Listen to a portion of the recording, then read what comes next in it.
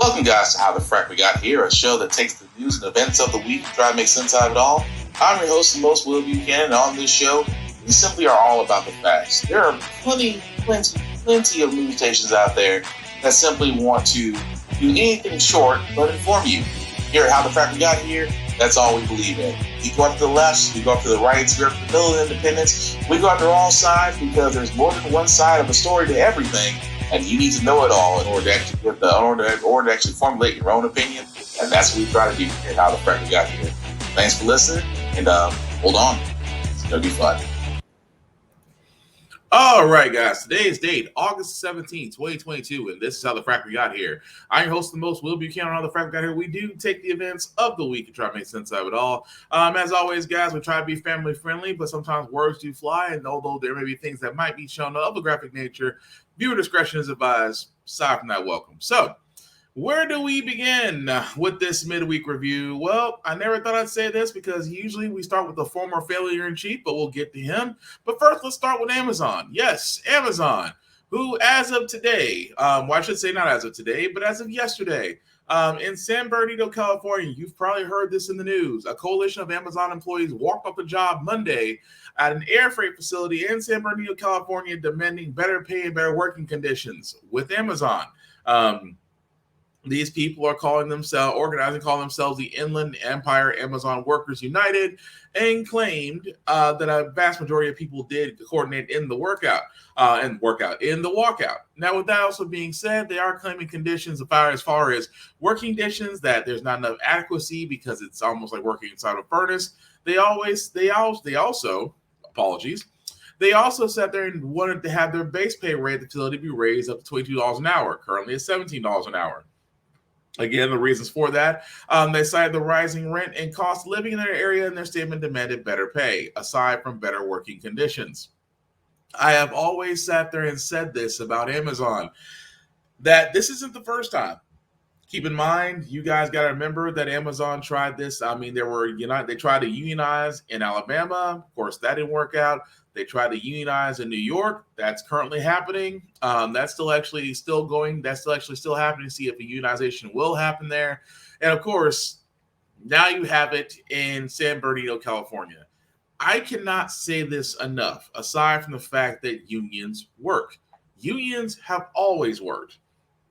The fact that companies have literally sit there and said, "Oh, you don't want unions because you got to pay dues. They don't always get you the best deals. They try to milk you for all your worth. Why don't you as our workers negotiate with us directly?" Now, I don't know about you guys. That is how to break a union 101. Corporations will always talk bad about unions. You will very rarely, if any, find any corporations out there, and I do mean rare, because I have yet to find it, where corporations will suggest unionization. I myself, a former Dell employee, will sit there and say off the bat that Michael Dell at one point hated unions so much that if there was an inkling of a union happening at one of his locations, that location would be shut down, those jobs would be terminated, and everything would be moved to a more favorable city in his favor. I have yet to be called out on that. Almost anybody who's ever worked for Dell will sit there and say the same thing I'm saying. The thing about it is with Amazon, though, Amazon at this point is literally too big to feel anything. I know for a lot of people who are probably listening to this or watching this right now, you're probably sitting there saying, well, as big as Amazon is, they could have one recruitment drive, and those so-called people that left can easily be filled up by tomorrow, which you're right. But that's the problem. The problem is Amazon and other corporations like that have put it in. They basically sat there and said that that because of the fact that everybody uses them, it's because of the fact that they have cloud services that a lot of companies use, because of the fact that so many people order from them, yours unfortunately included, because of the convenience. It's what Amazon is now was basically Walmart in its heyday. Before they decided to stop going 24 hours. That's what Amazon is. So it's hard to sit there and say, well, we should unionize against Amazon. When Amazon does this, but we pay you guys. We pay you the highest in your city, in your state. We give you benefits from day one. We give you all these perks, but at the same time, we give you unsafe, almost unworkable conditions because everything goes to an algorithm. Whether you're working as a packer, whether you're working as a loader, whether you're working as a delivery driver, it's all based on an algorithm that doesn't take into the fact that a human has to work it. So again, yes, a lot of people sit there and say Amazon is great, but at the same time, the turnover rates. I have said this all the time. When a corporation factors in turnover rates and is okay with that, that tells you that at this point they could care less. If those same said people, if they decide to terminate those same said people tomorrow, then they'll just add it in and say, well, we expect this. This is part of our budget. And it's a little messed up if you think about it, the fact that Amazon does take in turnovers and attrition and just calls it part of doing business.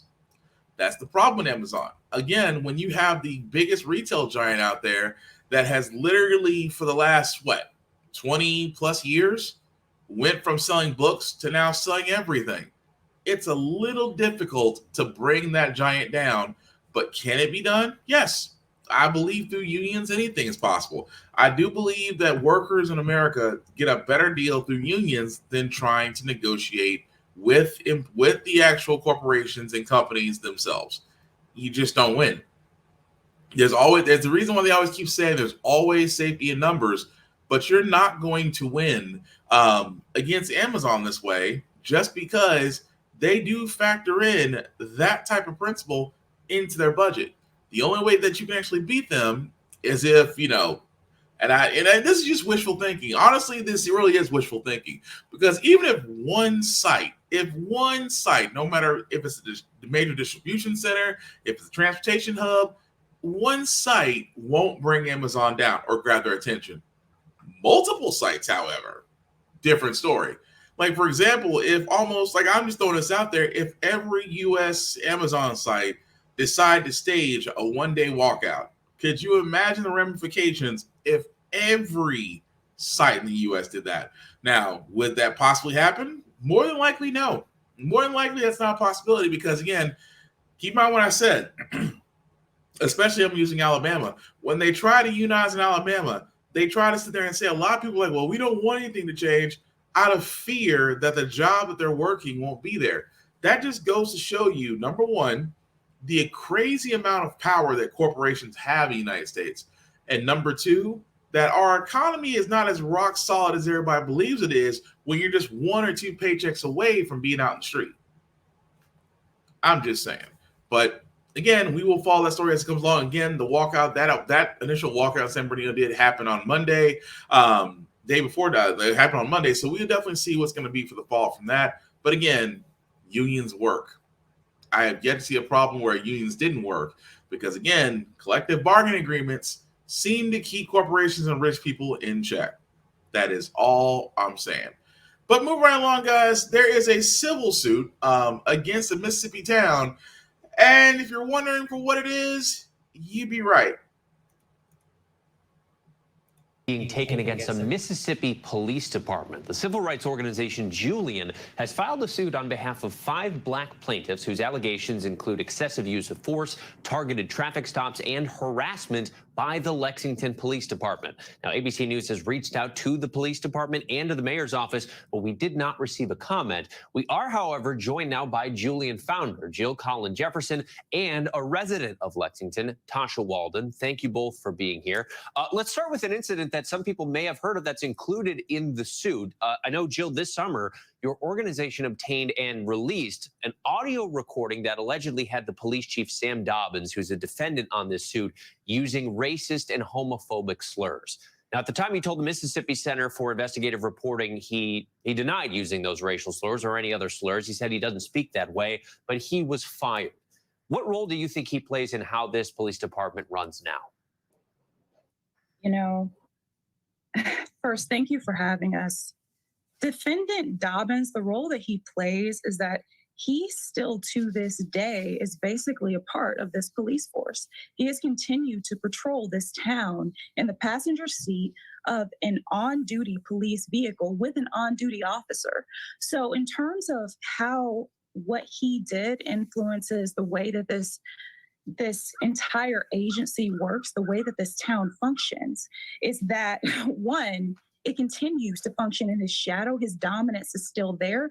And the officers he trained, the ones that he supervised and condoned their unconstitutional acts, they're still on that force and they're continuing to carry out those actions to this day. And these actions, it seems, at least according to your suit, are pretty widespread here. You say in your suit that in the past year or so, Black citizens have filed more than 200 complaints against this police department. We're talking about allegations of using roadblocks to target Black residents. Tasha, you're a member of the community. Can you tell us some of the things that you might have experienced or seen? Yes, roadblocks, following you home out of the city limit. Harassment, even when you're walking down the streets, when you're young and Black, for no reason. Tasha, do you think that this is something that maybe you think you've experienced, or is everybody in your community kind of aware about this happening? As of now, they are, because it's more than me. It's basically 99% of the Blacks.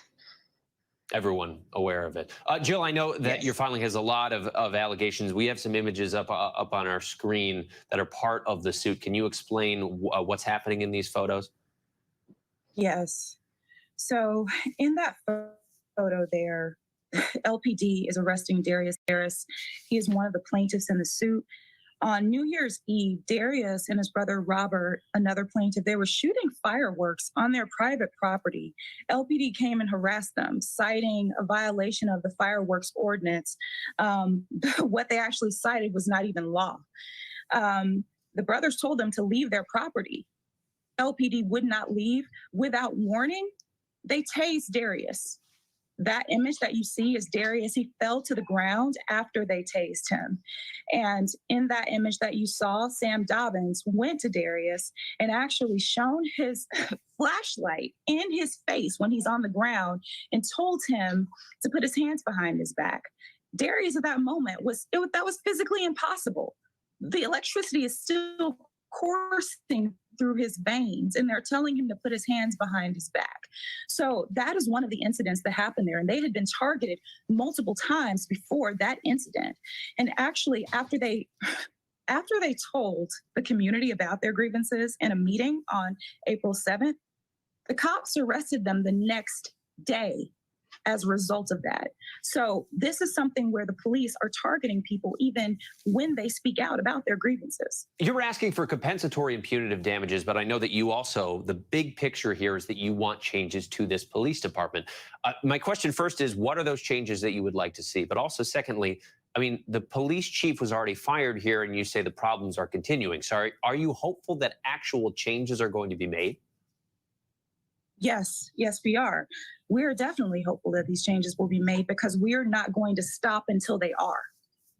And so what those changes are, first off, the interim chief Henderson, he needs to be fired effective immediately.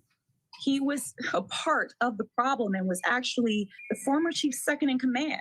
What a lot of people don't know is after the police falsely arrested a lot of individuals, it was Henderson who actually told them what to charge them after these false arrests, what to charge them with. So he needs to be gone. Also, in partnership with ACLU Mississippi, we've come up with policies that the Board of Aldermen needs to implement to actually keep citizens safe, Black and white, in this town.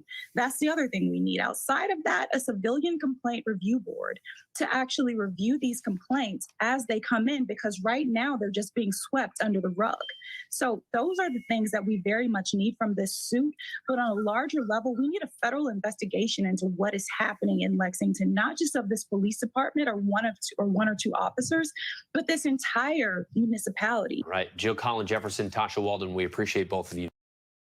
Now, it is amazing that, again, this was the Mississippi Police Department that, we do, again, have to acknowledge, that these are allegations. But again, for all those in the minority, it's like, yeah, you damn near have to agree. It's like the fact that a lawsuit is being brought up. Lawsuit is being brought up against the Mississippi Police Department for all these things. It just makes you wonder. You guys got to keep in mind a few podcasts ago, I talked about that, the fact of that a bill was introduced in Congress to where they would look into. Now, keep in mind, this was geared toward federal, but again, it was geared toward looking into white supremacy and Nazi-like behavior within within federal law enforcement, and that they were looking to not only locate it but to weed it out. And again, all Republicans voted against it. So it's not surprising to me that you have a lot of law enforcement out there who, again, always seem to always want to point that minorities don't give them help. But when you see stories like this, it's almost like, what do you expect? Keeping the fact in mind that every time we say Black Lives Matter, that Blue Lives Matter and Back the Blue always seem to come up, which again, we have found out recently how much BS those two statements are. But whenever it comes to minorities, we have always sat there and said, going on for decades, that there is a problem with law enforcement and how they react toward minorities. And Mississippi being a heavily red state with a dark history of all of its own, I'm just curious to see what happens next. I really am. I'm curious to see what happens next. I would like to see, just like the previous story back in North Carolina, where a simple person took over as the comp controller and the entire police department quit. Cool. I was happy with that outcome. The fact that they didn't like this one person that was coming in that was really making them do their jobs, they all quit. Cool. I know, like I said, like Chris Rock said a minute ago, there are just some jobs you cannot have people that are just there or grandfathered in because they're just there.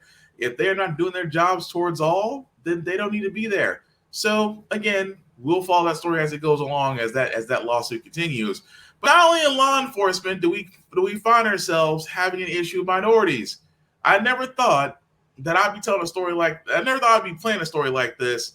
But again, it's just one of those things you just can't make up. Like fire departments having racist parties. Again, I cannot make this up. Just says Captain Jeffrey Kerway chose to retire before the termination proceedings could begin. This comes after a notice of claim was filed by Rochester firefighter Jared Jones last week. And as Chase Hall tells us tonight, many are calling for an independent investigation to find out who else was at that party. Don, in that notice of claim, other damning accusations have been made, including that a high-ranking member of the Rochester Police Department was at that party. RPD is looking into whether any officers were in attendance. Meanwhile, county and city leaders are calling for an independent investigation after the city says they completed theirs. The Rochester home owned by Brighton dentist Dr. Nicholas Nicosia and his wife Mary, the location of an alleged racist party last month. In a notice of claim filed by Rochester firefighter Jared Jones, he says his now former fire captain Jeffrey Kerway forced him and other on-duty firefighters to attend. Jones says he was greeted by a cutout of Donald Trump, Juneteenth flags, and buckets of fried chicken. Court paperwork also claims photos of local politicians were placed on stakes in the backyard. Bigotry and that type of behavior, it will not be tolerated in the city. Rochester Mayor Malik Evans says Kerway was required to leave the department and chose to retire Monday after 14 years in RFD. Jones's attorney taking to Twitter says it's not all good, referring to the investigation, calling for an independent review of what happened and to find out who was all involved, saying his client remains at risk, subject to threats and a hostile workplace after speaking out. 13 WAM caught up with Monroe County legislator Rachel Barnhart, who was allegedly impersonated in a degrading way at the party. She says the matter is far from over. Ultimately, I think we're going to need an independent review of what happened here. There are a lot more questions that need to be answered, and so far I'm kind of hearing a more disjointed and reactionary approach instead of really a proactive plan for how we're going to get to the bottom of what happened here. Citizens really deserve some answers. City Council member Stanley Martin has called for an independent investigation. We've reached out to President Miguel Melendez on whether that's going to happen. We have not heard back. I never thought I'd see the day where I have to sit there and when I'm actually reporting something and literally and figuratively a racist party held by fire departments. But it's always interesting where, there has to be a lot of smoke here because the fire chief quit before he was investigated. Then, yeah, that screams guilty to me. And the reason why he retired is because he wanted to keep his pension. Because if he was found out to be guilty of this, goodbye that pension he worked so hard for. And I'm more concerned about the person that really was the whistleblower. I am concerned about the person that came forward and said what happened. Because, yeah, I don't know where he's working or who he's around, but you can only imagine that it's already hard enough being a firefighter. Now you have to worry about the crew that you're working with to see if there's going to be any retaliation or hostilities or anything of that nature. But I find it interesting where the literal comfortability, that's wrong. The very easygoing nature of a lot of individuals to do such things as, well, we're going to put Juneteenth flags and bucket of chicken, and you were going to, I've even seen somewhere on TikTok where some people are doing skits of white women holding black men talking about, I just purchased him. And it just goes to show you out of all of this, and yet critical race theory was a bad thing? I mean, the insensitivity toward minorities is not just in the police department. It's everywhere. That just goes to show you it's not just law enforcement. It's in fire departments. It's in everywhere to where racist mentality exists. And the fact they have a party about it at a spot where it's kind of reminds me of an Eyes Wide Shut kind of vibe to it, it's not surprising.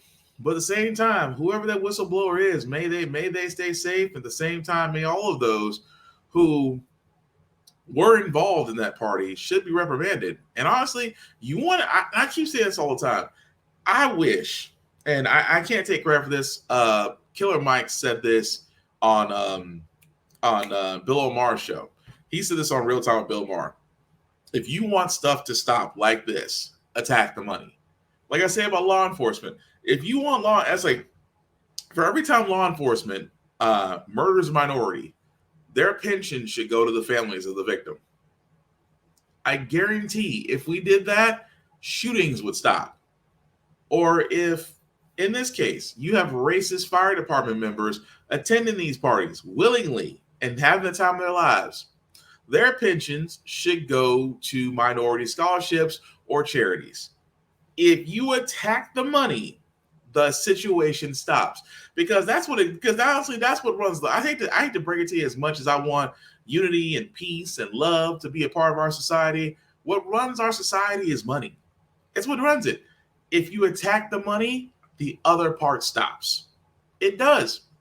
Again, I say the same thing about police, same thing I say about fire department, same about things with racist behavior in workplaces. If you attack the money, watch how quickly the behavior changes. Because, yeah, you can be racist. True. You can't be racist and broke. I'm just saying, you can't be racist and broke. You can't be racist and looking for a job. You can't be racist and not have money. You cannot be racist and not have a set level of comfort. Because trust me, if the money was attacked, watch how quickly everything changes. That is all I'm saying. But moving right along, guys, I did want to get to the fact that President Biden did sign the Inflation Reduction Act. And for all those that don't know what's included and what's not included, let's get in the fact of what's included first.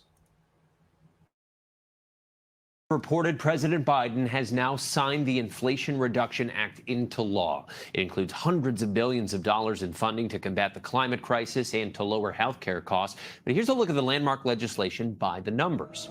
$369 billion. That is the total amount of money this will direct to renewable energy projects and to the lowering of greenhouse emissions. It includes $80 billion in rebates, including as much as $14,000 for individual consumers who can claim money back for installing energy-efficient appliances in their homes. Homeowners can also claim 30% tax credits for installing solar panels. And for those who are looking to purchase electric vehicles, there are tax credits worth $7,500 for new EVs, $4,000 for used ones. The new law also directs billions at helping people cover health care costs. The Congressional Budget Office estimates insurance premium subsidies extended in this law are going to protect 13 million Americans from increases in their insurance premiums and help 2 million people keep their health insurance who might have lost it otherwise due to rising costs. And the IRS is set to receive $80 billion in additional funding over the next 10 years, allowing it to audit a greater number of high-income earners while also modernizing the agency. According to the Washington Post, that could have the most immediate effect on Americans who might be able to expect faster tax refunds as a result. So for a lot of things, again, this was taken from this.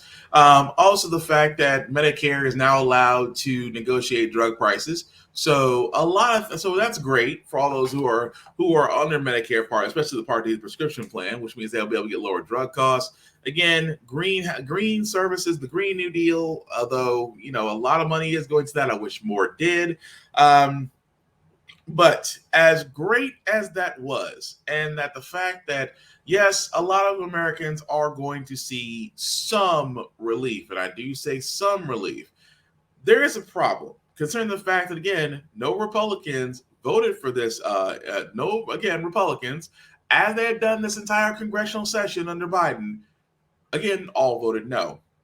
The big difference was, keep in mind, they're under budget reconciliation, which means that as long as all 50 Democrats on the Senate side vote for this, that it can go through regardless of or lack of Republican support. That being said, I have found myself saying on this podcast multiple times about Manchin. Manchin is literally Albatross in Biden's administration. Biden, for Manchin, he was the wall that the Republicans never asked for, but again, we're very thankful for, because Manchin alone killed the Democratic progressive reform agenda. It did kill it, because Biden came out with so many things he wanted to do: increase minimum wage, do something about student loan debt, which we'll get into momentarily. He wanted to increase the wanted to go with the Green New Deal, wanted to go his Build Back America plan, wanted to go after voting rights to make secure them. And let's be honest, the Democrats don't really have a winning track on cases on the campaign promises that Biden has made. They really do not have a winning track record. Sure, you may have a few things under your belt. Yes, you got the Honorable Ketanji Brown Jackson in as the first, not only as the first Black woman on the Supreme Court. Yes, you got in Donna Flower, who is actually on the first Black woman on the Federal Board of Governors. I understand that. You even got, not too long ago, our first Black 4-star general in the U.S. Army. Again, nice little wins in the column.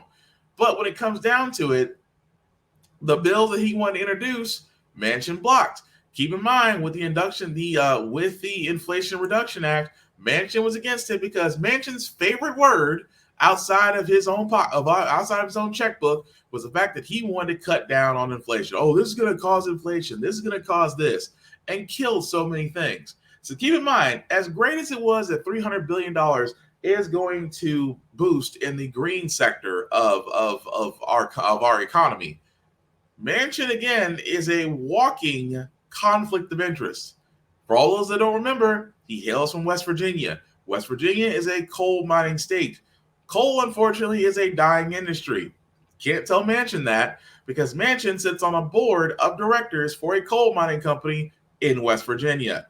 And again, I have sat there and said this best. How is this not a walking conflict of interest that Manchin is going to argue against EPA and other ones who are trying to argue for climate change and for measures being put in, and his lone voice is the sole reason in a budget reconciliation progress that it's literally the stopping point.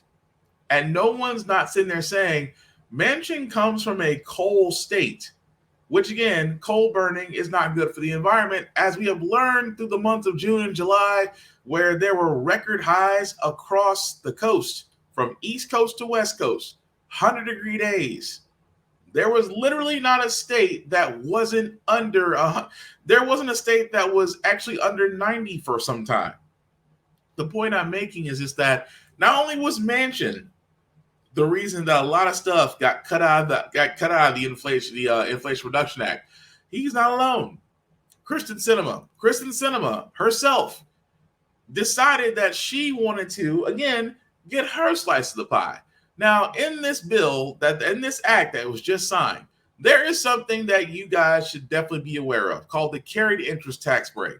Now, what that basically did, now the carried interest tax break is literally a $13 billion tax break in which that if you are in the stocks or you have stocks, the carried interest tax provision would basically be a tax on that money, which would have brought in $13 billion.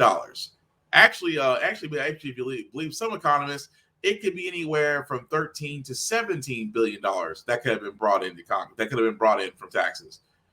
That, if you guys don't know, as I've said many times about Kristen Sinema, that again, she did take the Inflation Reduction Act to her Chamber of Commerce in her home state and said, "Is this a good idea?" The senator who does not think went back to her lobbyist and said, "Is this a good idea?" Which obviously, as you can tell, the fact that the carried interest loophole, which a lot of people have enjoyed, will still continue to get enjoyed. Because why? Without that, Kristen Sinema would have not voted yes. That act would have never passed the Senate. That act would have never gotten to President Biden's desk for him to sign. So, what am I saying out of all this? I'm saying out of all this that for the simple fact of the matter, guys, the Democrats are not all whole.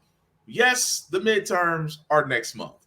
Yes, the Republicans still may have an easier time, considering the fact that the Supreme Court, overly conservative, did overturn Roe versus Wade. A lot of states have reversed their stance on abortion, even banned it in some states, made it harder for women to get abortions, made it harder for women to get medications, even with the Supreme Court possibly looking at other landmark cases that have shaped our country. They may go back and try to reverse those. I'm just saying, Republicans, for them showing their whole ass right now, will probably still more than likely get a whole bunch of idiots who believe things were better under Republican law, or pretty much might as well be Republican law. It's no different from Sharia law, but still believe their life is better. They'll have no problem convincing them. Democrats, on the other hand, may have a harder time. Like I said before, they didn't get a lot passed that's actually helped Americans. I mean, the George Floyd Police Reform Act bill got killed because of a raccoon on the Republican side that did nothing more than do exactly what they wanted him to do, kill the bill. The Voting Rights Act, which would actually have protected us in this upcoming election and future elections, got killed because Manchin didn't like the way it sounded. He didn't even like the John Lewis Act, which again is a watered down version of the Voting Rights Act. Again, shot that down. They also shot down the idea of a minimum wage. Ask yourself one question. Since that's been brought up and shot down, has anyone talked about raising the minimum wage? It is still $7.29. Biden talked about raising it, which again, if you're going by the economists, minimum wage today would have to be anywhere between $24 to $26 an hour, because minimum wage is supposed to be the least amount that you can have, the least amount that you can make and still live in a quote unquote one bedroom apartment and still be able to survive. Which at $7.29 an hour in today's economy, that's not happening. But again, minimum wage died. Student loans. We just got through saying just last week that Biden is again extending the pause on student loans. I cannot tell you how many times, I think this is like number 6 this has happened. The 6th time this pause has been extended. And again, either Biden will say or will not say that he will cancel all student loan debt, even though we have proven time and time again, if we can fund 2 wars that have toppled nearly $7 billion, then $1.7 trillion should not be a problem. That's all I'm saying. But again, Democrats are going to have a harder time. But I will say this, regardless of how you vote. Please get out there and vote. Please be active, because we do not need people to sit there and say, well, I didn't like the choices. Again, if you don't like what's out there, put a name down. Put a name down that you believe in. Or better yet, run for office. That's what these last people have been doing for those last couple of years. This new crop of candidates have been doing just that. And there have been plenty of places online that will show you exactly how to run for office. So again, be active. That's all I'm saying. But speaking of being active, guys, you're probably seeing this a lot around the U.S. that there's a teacher shortage. Gee, I wonder why.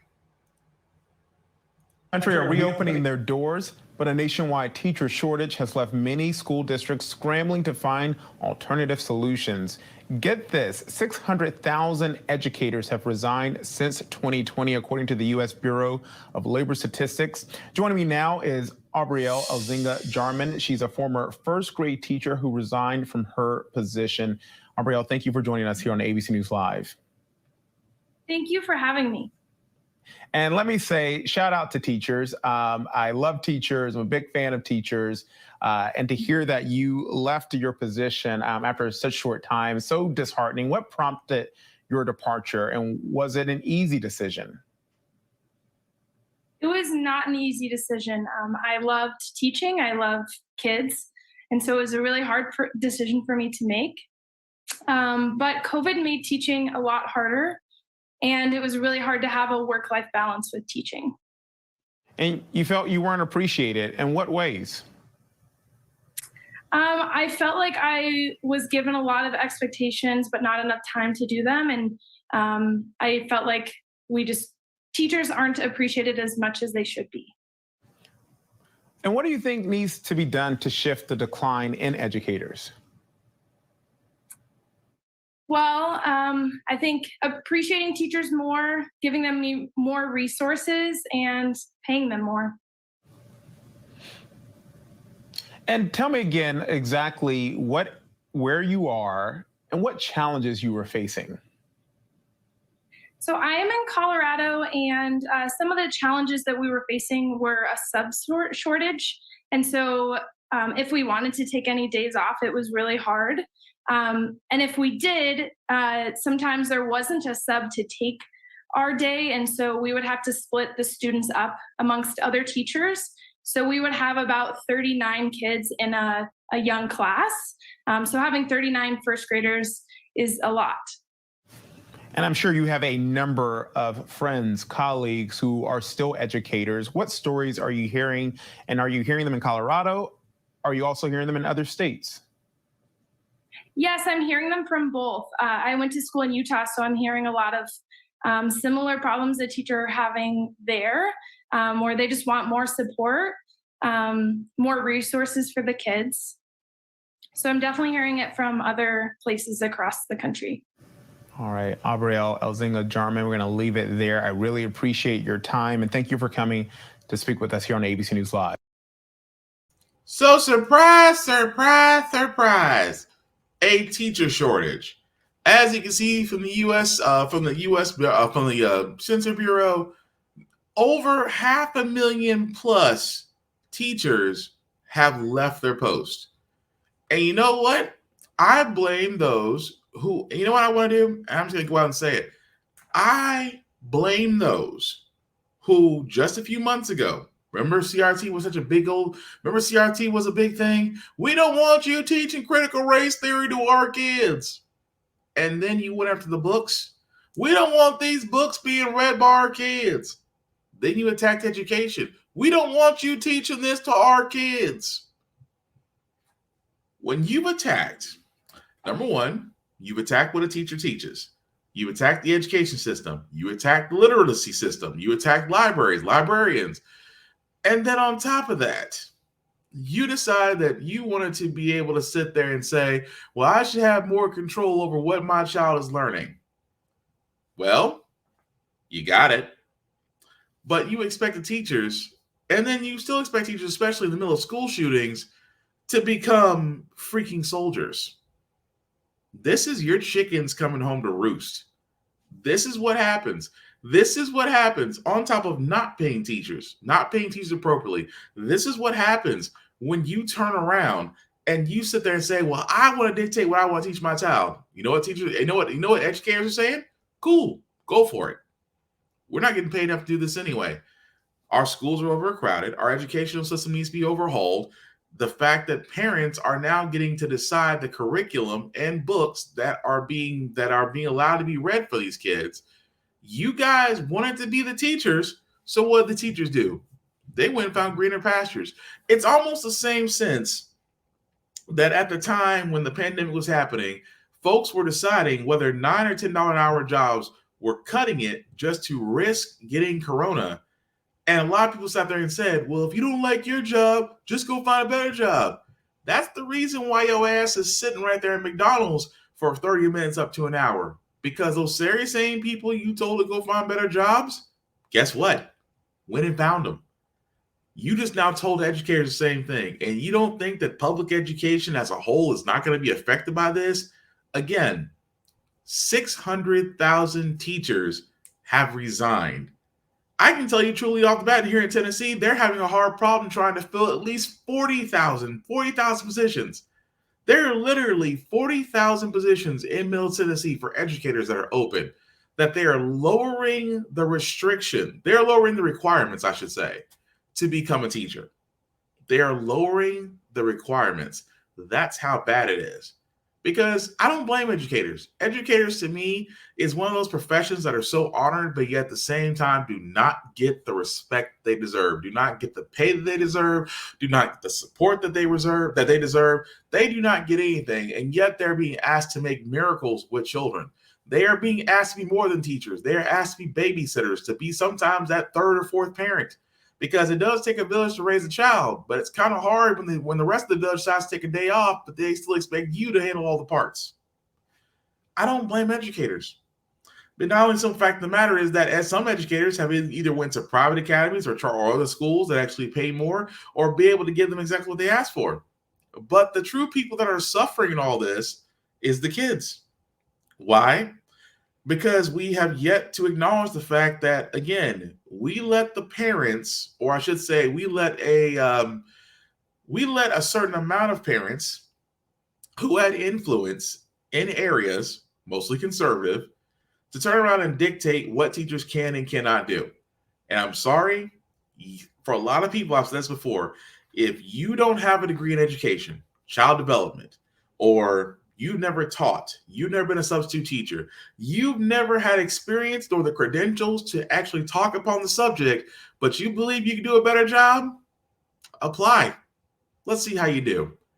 But at the same time, the reason we have an abundance of educator openings in this country is, simply put, we listen to those with less education, and now we are stuck with a lack of education. That's all I'm saying. But moving right along, guys, I did want to cover this because, again, it wouldn't be our podcast without covering our failure in chief or former president, but I'd call him failure in chief. Our failure in chief right now is not having a really good week. Thoughts and prayers. The focus is intensifying on investigations swirling around former President Trump. In Washington, several are underway surrounding his finances, classified documents, and the January 6th attack. In New York, there are civil and criminal investigations into the former president's business dealings. And in Georgia, a special grand jury is looking into efforts to overturn the 2020 election. Tomorrow in Atlanta, Rudy Giuliani is expected to testify. His lawyer telling NBC News he's now a target in that probe, and it's unlikely he'll answer questions about conversations with his former boss. Can Mr. Giuliani claim attorney-client privilege? He can try, but that won't even be the most prominent likely privilege that he asserts. It will likely be the Fifth Amendment privilege against self-incrimination. Tonight, new details about former Trump Organization Chief Financial Officer Alan Weisselberg. NBC News has learned he's expected to plead guilty in his tax evasion case and be sentenced to 5 months in jail. He's also expected to cooperate in the upcoming trial against the Trump Organization, but not with investigations involving the former president himself. Before taking office, Mr. Trump repeatedly called out Hillary Clinton for storing classified information on a private email server as Secretary of State. In my administration, I'm going to enforce all laws concerning the protection of classified information. as President Mr. Trump signed a law stiffening penalties for the mishandling of classified documents, turning it from a misdemeanor into a felony. What does this moment mean for former President Trump from a legal perspective? For Mr. Trump, it's a remarkable moment, but also for the nation. The mere fact that a former president of the United States is under multiple investigation for multiple things in multiple places, that is momentous. The scrutiny on Mr. Trump mounting as he weighs another run for the nation's highest office. Kristen Welker.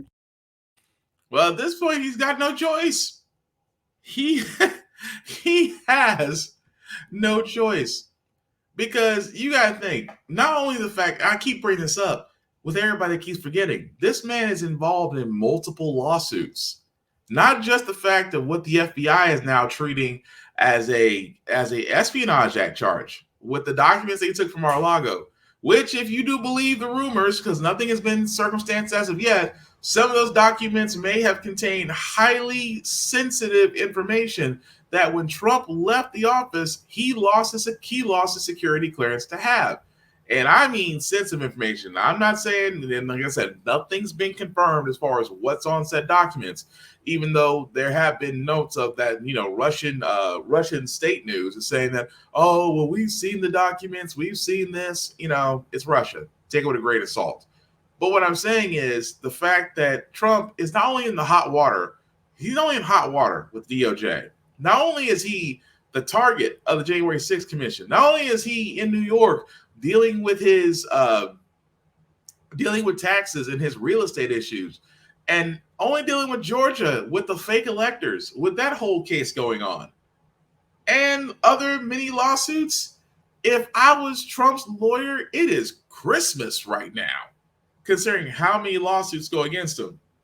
But again, it's amazing they say he's mulling a 2024 run. Oh, he's gonna run, because you know what happened? I'm gonna tell you what happened. Because when he first ran for presidency, how quickly did none of his previous issues come up? And if they did, they were put to the wayside. Why? He's on a presidential run. Because the current opinion of the DOJ at the time was not to go after presidents. But now things have changed. He's not the president anymore. Even though he puts his letterhead, he still believes that he is. He still touts the big lie. His impact, unfortunately, is undeniable, because those he has supported on their campaigns and their elections in their respective states, a good majority of them have won. Even the woman that he supported upset Liz Cheney in Wyoming. She was confirmed to win the primary.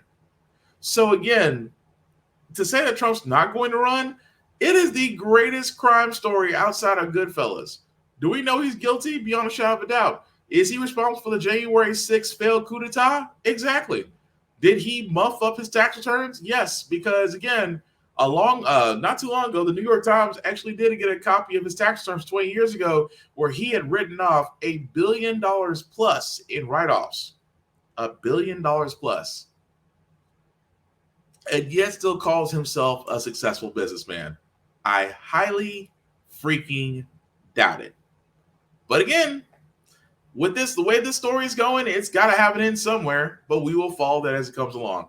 Last two stories, guys, we get to our feel-good segment. I told you guys we were going to talk about student loans because, again, the one thing that Biden can say that he is doing. Now, of course, we are waiting for his answer because supposedly at the end of the month, he will give his answer on whether or not he is canceling the total student loan debt. I have said before that if he does that or decriminalizes marijuana or both, that the Democrats may win the midterm elections by a landslide if he did one or two or the other.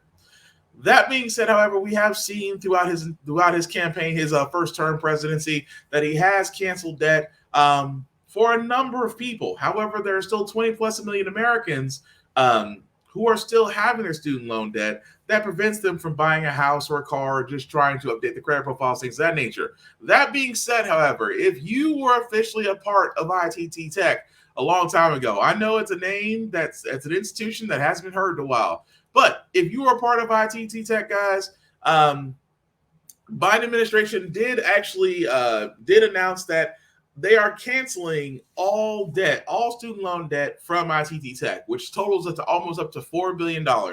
Keep in mind, ITT Tech was shut down years ago because it was one of those for-profit colleges that was taking financial aid and federal funding from students and was pretty much screwing them over. Of course, ITT Tech was shut down after after the Department of Education did go after them. But Biden administration did announce yesterday that they are canceling all student loan debt associated with ITT Tech, which again is $3.9 billion in student loan debt.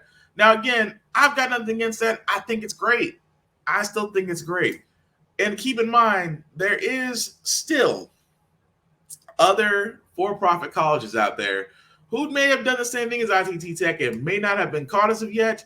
But again, Biden, as much as I'm loving the fact that he is keeping somewhat of a campaign promise and going after student loan debt, again, the $1.7 trillion is still out there. We have proven time and time again that the student loan debt can be canceled out. To actually help that, and I said before, if he did cancel it, we will not see the inflation and rising costs as Republicans have stated would happen. It would not. Don't believe me? Look at the wars in Afghanistan and Iraq. We have not had we should have had major inflation from those two theaters of war alone. That being said, however, if Biden did move to go ahead and cancel the $1.7 trillion in student loan debt, again, would raise the credit profiles of 20 plus million Americans.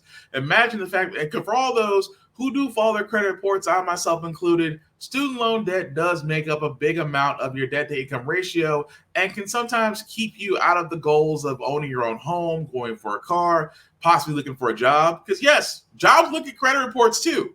So again, to actually have that removed would help out the credit profile of millions of Americans. At the same time, do something that should have been done a long time ago. Really looking at banks who offer these student loans at ridiculous APRs, interest rates, and contract details. All that needs to be looked at differently. But again, kudos to those. If you have ITT Tech, if you have debts with ITT Tech, you no longer have them. So kudos to you on that. But again, Biden, do the right thing. Cancel them all. That's all I'm saying. Last story we got, guys, before we get to our feel good segment. This is why I say I can't stand conservative states. I cannot stand conservative states at all. I live in one. I live in Tennessee. That being said, Mississippi is now joining the Hold My Beer competition with all red states, apparently. Reason being is because Mississippi has a rental assistance program. Mostly all states have it, just because of the fact that everything's going up at your paycheck. And of course, Biden did actually have a plan to where a lot of states did receive federal funding to help with rental assistance. Mississippi was one of them.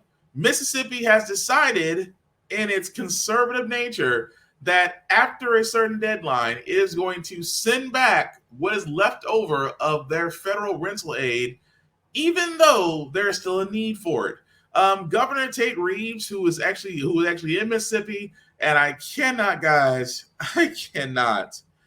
make this up about what he said.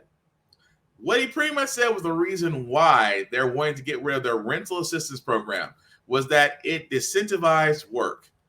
Quote unquote, this program has essentially become, if for whatever reason you cannot pay your rent or utility bill, taxpayers will pay them for you.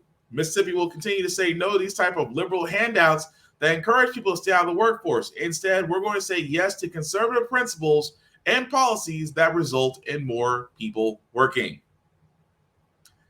Yes, this was his quote. That, again, it's the same conservative talking points. That if we give a lot of handouts to the working class, it disincentivizes work. They try to do the same thing with unemployment benefits. Republicans do the same thing. If we extend unemployment benefits, nobody wants to work. When the truth of the matter was, nobody wanted to work for stagnant wages. For those $9 to $10 hour jobs, they simply were not worth it. And the simple fact of the matter is, you could not make ends meet with that, especially in a pandemic era. which is the more reason why a lot of people were taking unemployment, because number one, coronavirus rates were extremely high. Vaccines were not exactly rolling out at the moment, and folks were being leery, especially if they had younger kids or senior citizens at home, because they were both at greater risk for the virus. So yes, a lot of people were taking unemployment to protect themselves, but at the same time keep a roof over their heads. This is the conservative mentality, that if we keep giving out handouts, they'll become lazy and dependent upon the government, which I find interesting. The same type of logic is not applied to big businesses and corporations, in which conservatives are known for giving them everything but the kitchen sink. At the same time, there are still people in Mississippi that could actually use that rental assistance program and actually benefits them, and they are working people. But this is the disconnect that Republicans have with their own people, that they believe that if you keep giving handouts, a person will not work. How very 1950s of you. But again, I've said this best. Midterms are coming, folks. The people that are in place right now can easily be removed. They can be for senators and House representatives. Now, of course, for your local governments, they've already, that time is going to come back up again. But in the meantime, your state senators, your representatives for your state, their jobs are right now in your hands. You can decide who actually runs the state. And I've said it before, I don't really consider myself Democrat. I consider myself progressive. But at the same time, I will never consider myself conservative, because conservative thinking has always been the same. Get mine, forget about yours. And the thing about conservatives, they hate the word progressive. They hate that word with a passion. They hate it so much that they ban it in so many ways. Banning critical race theory, banning the fact of same-sex therapy and things of that nature, trying to ban medical benefits for same-sex marriages, trying to ban same-sex couples from adopting children, from adopting kids. The same party that seems to be the party of life, that they'll protect you until you're born, and then when you're born, well, you're pretty much on your own. Unless you're in a religious adoption center, which again, you can pick and choose which parents you want, but you can also decline against same-sex parents because that goes against your religion. Yes, that's conservative thinking in a nutshell. And yet so many people vote for it. But again, as I said before, midterms, guys, are next month. Please be active. Please look into the issues. Please vote. That's all I'm saying. Because right now, there are a bunch of idiots in places that they shouldn't be, and they're growing. That being said, guys, we're going to move on to our feel-good segment, because usually how the Frack we got here, we do cover a lot of things that are doom and gloom. Sometimes we can use faith in humanity, but hey, it's midweek. It's hump day. So we're trying to get through it, because, Thursday is Friday Eve, and again, we want to leave you guys out some good vibrations. So with that being said, guys, I do want to start with this one from the sports area, from Little League. Who knew that Little League was still going on, considering the fact that football is a thing now? But still, I just want to spread the good news. We are back now with our play of the day, and there is nothing like an underdog victory. And this Little League win, it's being called the Massapequa Miracle. 12-year-old Joey Leonetti capping off a no-hitter, sending the New York team to the Little League World Series as champions of the Metro region. You can see everyone cheering. I love this massive huddle that's taking place right now. This will be the team's first trip to Williamsport in their 72-year history. The team says they're super excited to meet kids from around the world. They're excited to make new friends, and apparently they're really excited about checking out the arcade in the player dorm. That's supposed to be everything. We've both been at the Little League World Series, and it is epic. So cute. It's the best. Congratulations to them. And I bet they did say, we're super excited. Yes. And congratulations to them as well. I'm not going to lie. What arcade do they have there that they're excited to see it? Because I'm a gamer. If the arcade is sweet, I'm happy. I mean, that's my fiance. She can drop me off like a kid in the arcade while she goes shopping. I'm cool.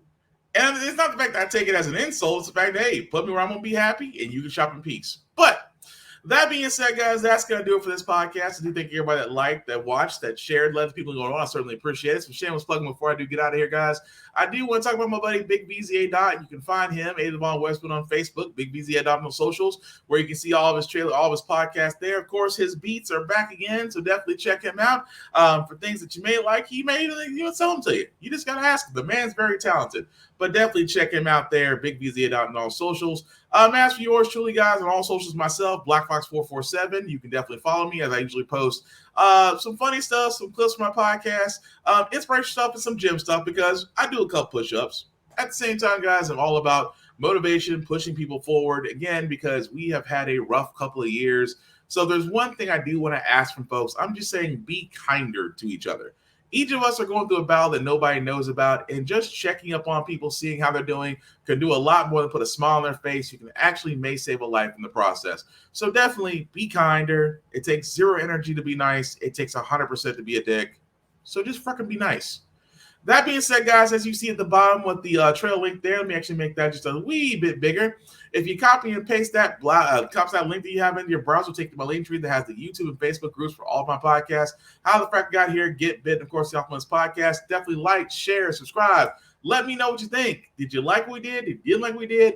If you agreed or disagreed with whatever was said on the show, I want to know. Let's keep on carrying on that conversation. That's all I ask. That being said, guys, also, Corona and its multi-Decepticons are still out there.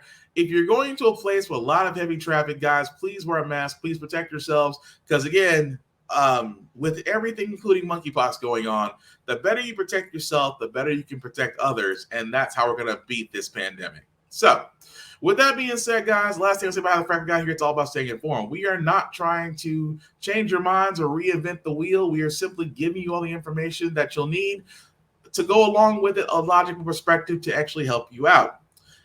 We do a lot better in society once we're informed. We're progressive. We move forward. We try to right our wrongs of our past by making decisions now that we should have done back then, like electing our first Black woman to the Supreme Court, electing our first Black woman to the Federal Board of Governors, electing our first Black 4-star general to the U.S. Army.